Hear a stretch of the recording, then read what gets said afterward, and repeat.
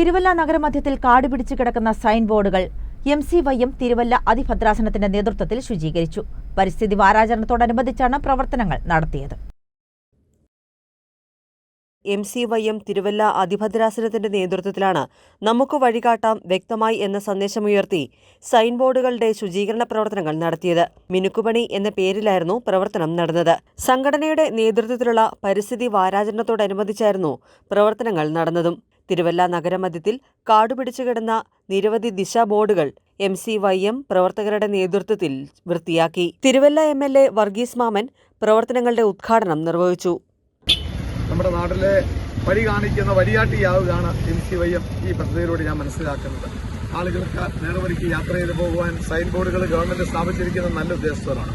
ആ സൈൻ ബോർഡുകൾ പകരം നമ്മുടെ പൊടിപടലങ്ങൾ കാരണമോ മാലിന്യങ്ങൾ കാരണമോ ഇപ്പം വായിക്കാൻ വയ്യാത്ത സ്ഥിതിയിലാണ്. അത് മിനുക്കുപണി എന്നുള്ള നാമോദയത്തിലൂടെ അത് ജനങ്ങൾക്ക് കാണുന്ന നിലയിലാക്കുന്ന വലിയൊരു സേവനമാണ്. MCYMനെ സംബന്ധിച്ചിടത്തോളം കേരളത്തിലെ ഒത്തിരി നൂതനമായ പരിപാടികൾ, യുവജനങ്ങളെ ആകർഷിക്കുന്ന പരിപാടികൾ, സമൂഹത്തിന് നന്മ ചെയ്യുന്ന പരിപാടികൾ ഏറ്റെടുത്ത മഹത്തായ സംഘടനയാണ്.